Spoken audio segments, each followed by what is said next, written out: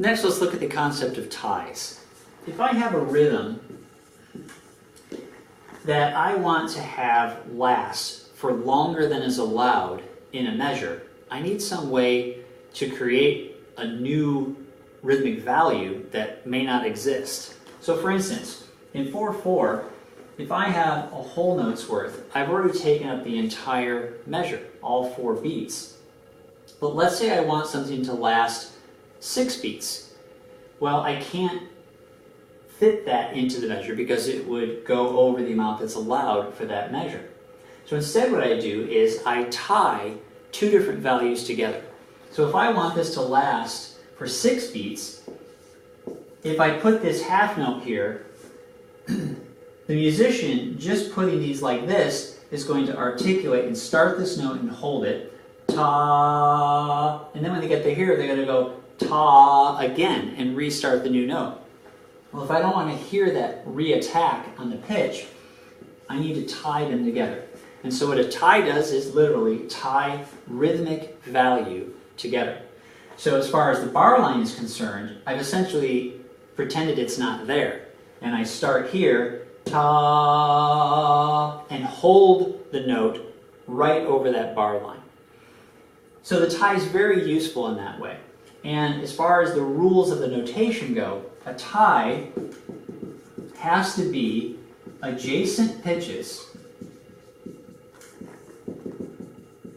or notes, and they have to be the same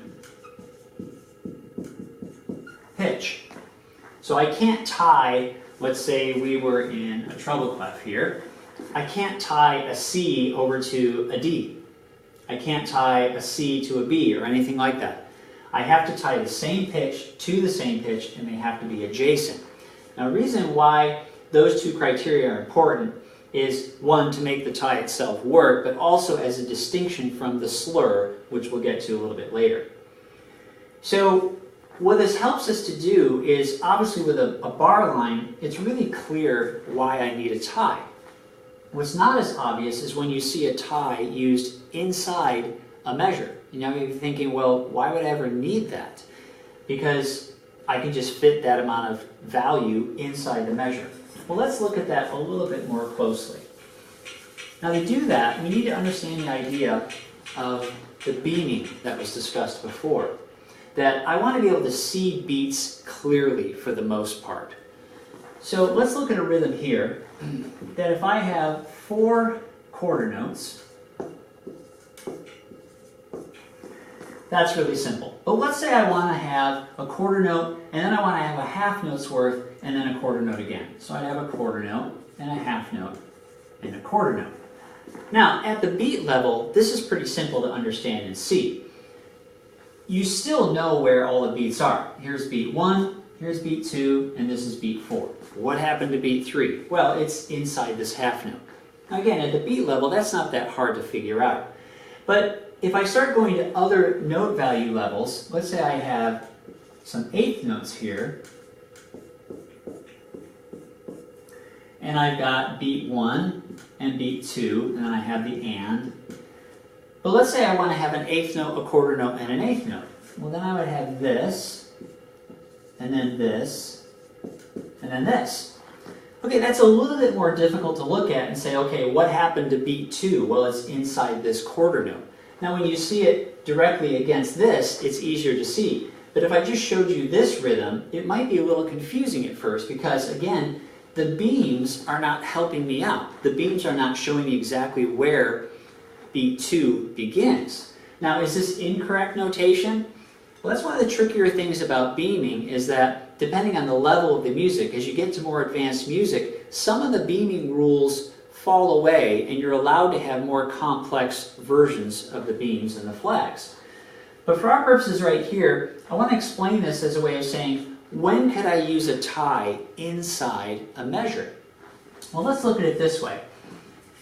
As I see these 2 next to each other, I can say, well, wait a minute, if I want to create a half note's worth of time here, and I still want to be able to see beat 3, but I want to have this last for 2 beats and not re-articulate each quarter note, I could put a tie.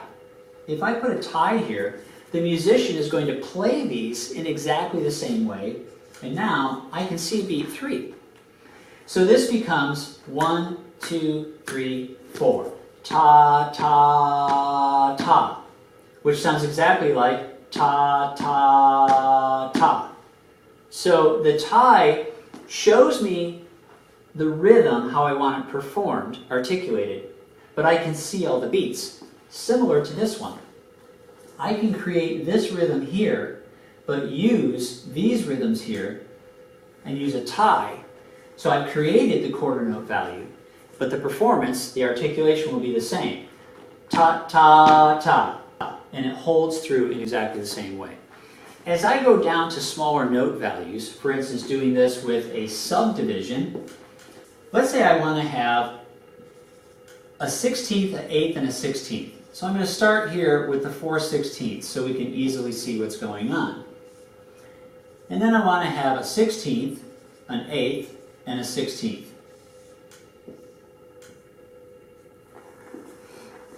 So here I have 1 E and a, 1 E and a, 1. The E and the and, these two 16ths get combined in this 8th note, and then the a. Again, this can be a little tricky to look at first, but understanding what's going on underneath makes it easier. Now I can recreate that with a tie, so that way now I see all the parts of the subdivision, but I perform it as ta ta ta, ta ta ta, ta ta ta, 1 E a.